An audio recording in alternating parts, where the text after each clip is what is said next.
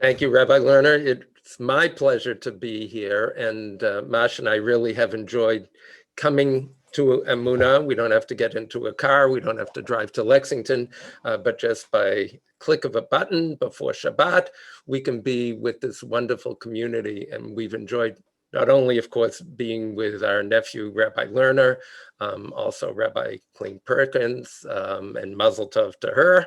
As well as the wonderful service leaders that we've heard across this year. You have a great synagogue that you should be proud of. It has a wonderful history and a wonderful future. I'd like to take a look at a piece of the first parasha, Parshat Bahar, not necessarily the part that we read today, but the part that Rabbi Lerner gave an introduction to, because it's an interesting what seems to be a radical economic utopian idea for an agrarian biblical society. But I think it has very important implications for us, both personally and socially for today. So I want to share just three of those possible ideas. And as Rabbi Lerner pointed out, I like being an educator, so I want to have time at the end of services to hear your responses, because I take the bracha la'asok b'divrei Torah, to engage in Torah seriously. So I want your engagement in this.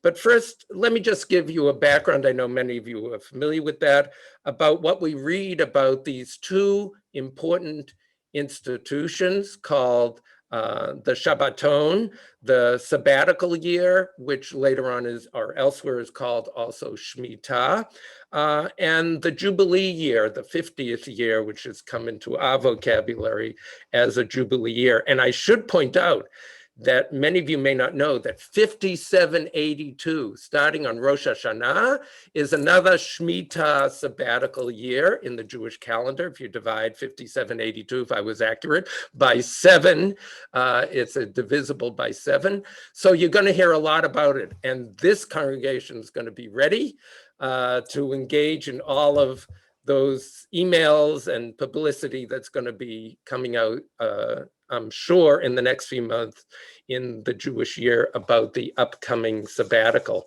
So briefly, the Torah tells us that for 6 years you work the land. On the 7th year, there is a Shabbat, and they use that same word that we use for the weekly Shabbat, a sabbatical year for the land, which means although you can't sow or reap the land officially, you can eat whatever the land produces naturally. And if you're worried about what you're going to eat on the 7th year when you're not sowing seeds, God will provide ample food in the 6th year, so you won't have to worry.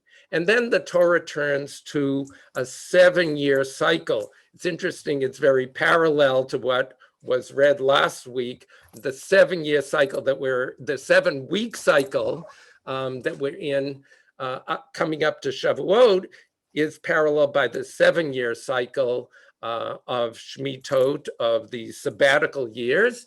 And then the 50th year is called the Yovel, which scholars think is probably related to the idea of a ram's horn, because a shofar is blown to declare that it's the 50th year.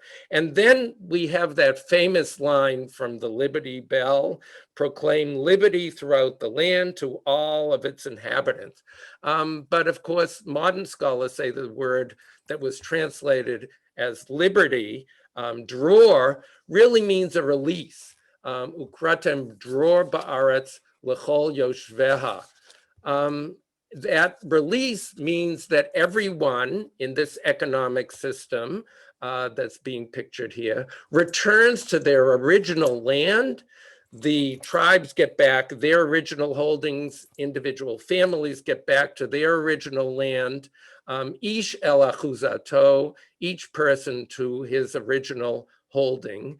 And then, as we did read today, slaves are set free. And if you read in Deuteronomy, they also say that debts are released. So it's a year of release. And although historians are skeptical about whether there was actual observance, the way the Bible describes it, of either the sabbatical or the Jubilee year, either in biblical times, post-biblical times, rabbinic times. Still, I'm going to suggest that there are three core ideas here that are relevant to us both personally, as Jews, as human beings, and to our society. So here they are, those of you who did either click on or print out from your e-shofar. I'm going to turn to the sources, three sources here. And those who didn't, just listen, because you'll get the idea of these three key ideas behind and extensions of the sabbatical of the Jubilee year. The first is from the Torah itself. And very rarely do we have a mitzvah in the Torah in which the Torah itself tells us the reason or the goal of the mitzvah. And this is one of those few cases. After describing the sabbatical and the Jubilee year, the Torah says, "V'ha'aretz lo timacher litzmitut ki li ha'aretz ki gerim v'toshavim atem imadi." But the land must not be sold beyond reclaim, for the land is mine, God's. Ki li ha'aretz. You are but strangers resident with me. So the first idea is from the Torah itself, that ultimately we need to see our world, the land that we live on, as God's land. We're tenants in God's land. What does it mean to us to be temporary residents in God's land, in God's world? What might that mean in terms of the way we lead our lives, the way we think about the earth, the world, and our relationship to that world? And the Talmud has a wonderful spin-off, I think, of that idea in both a kind of spiritual and ritual way that you'll be familiar with, more familiar than you think. So Rabbi Levi pits two verses from Psalms against each other. The first is a famous verse that you know, Ladonai ha'aretz u'melo'ah. We sing it as we bring the Torah around on holidays. The earth is the Lord's, and in the old translation, and the fullness thereof. The earth is the Lord's and everything it contains. Parallel, ki li ha'aretz, to what we just read in Leviticus. But elsewhere in Psalms, and we say this in Hallel, and you'll know that too from Hallel, Hashamayim, Shamayim Ladonai, Va'aretz Natan Livnei Adam. The heavens are God's, but the earth God has given to people. So if God gave the earth to people, how does that fit with that Ladonai Ha'aretz U'melo'ah, that God owns, as it were, all of the earth? And Rabbi Levi answers his own question, and he said, it's this way, that the earth belongs to God before we say a bracha, hamotzi lechem min haaretz, barei pri hagafen, any other bracha enjoying God's bounty. But after we say the bracha, that's what the psalmist meant, v'ha'aretz natan livnei adam. That's when the earth is given to human beings. A bracha allows us to partake of God's world. It releases, as it were, the sacredness of God's world and allows us as human beings to enjoy that. So what does that mean? And what might it mean to us? Is that an idea that that resonates with you? That after bracha, we, as it were, then own God's world. So that's idea number one. The earth is the Lord's. Ki li ha'aretz. Second idea is from Rav Kook. Many of you know Rav Kook, who lived at the early part of the 20th century in Israel, was the first Ashkenazic chief rabbi of Israel. And creatively, unfortunately, unlike the rabbinate today, creatively tried to create bridges with secular Zionists to build an emerging society in the land of Israel, even before the state. Rav Kook died in 1935, unfortunately, before he got to see the independence of a Jewish state.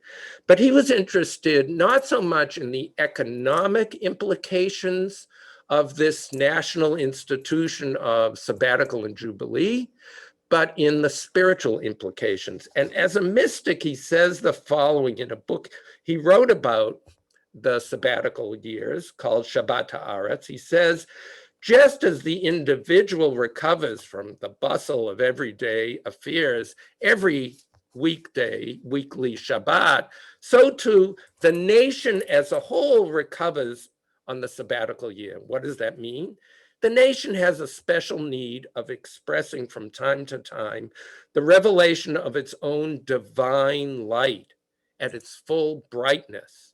The temporary periodic suspension of the normal social routine raises the nation spiritually and morally. A year of solemn rest is essential both for the nation and for the land. A year of peace and quiet without oppressors or tyrants. So what might that mean for us? What do you think a Shabbat, when you think about it as a weekly institution, what does that achieve for us as individuals, and how might that be extended to us as a people, to the land of Israel, now to the state of Israel, or to any nation, to us in America? What might it mean to, as he says, reveal a nation's divine light in its full brightness? What might this mean spiritually in a national sense? And then the third idea I'd like to share with you is the obvious one, an economic idea. And this comes from Zev Jabotinsky, which I'm sure many of you heard about from your Zionist history. Usually we associate Zev Jabotinsky with kind of maybe what we would assume is a right-wing nationalist, ultra-nationalist view of Israel. He was the founder of Beitar, which was kind of the spiritual heritage of the Likud party. He was involved in founding the Irgun, which fought against the British in kind of terrorist tactics. When we think of him in terms of this kind of ultra-nationalism, Zev Jabotinsky, interestingly, has what we might call a left-wing side to him. He participated in the Russian Revolution.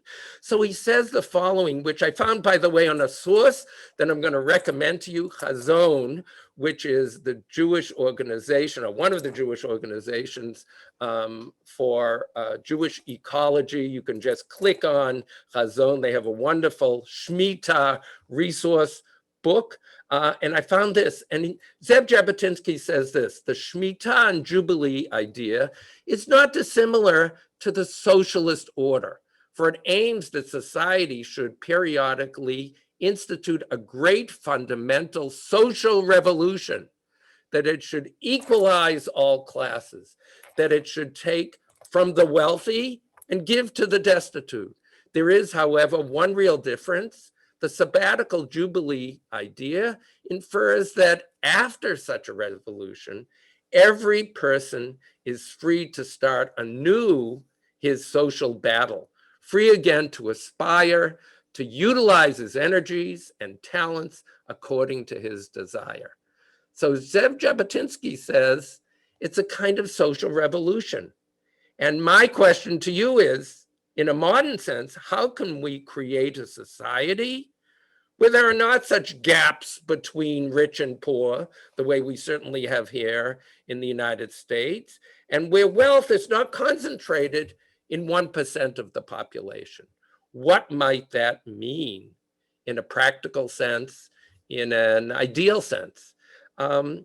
So my general question to you, my challenge to you this morning is, if you were to take the sabbatical and jubilee ideals and ideas, which ideas would be most meaningful to you and to our society?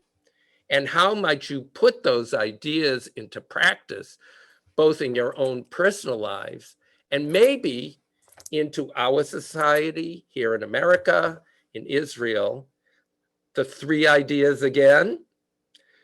What would it mean to appreciate that the land, the earth, ultimately belongs to God and our place on that earth?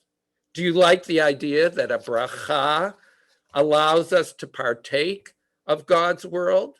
What might that mean to you? Number two, what ideas about Shabbat, the weekly Shabbat, could apply spiritually to a nation, Israel, United States, the Jewish people as a whole?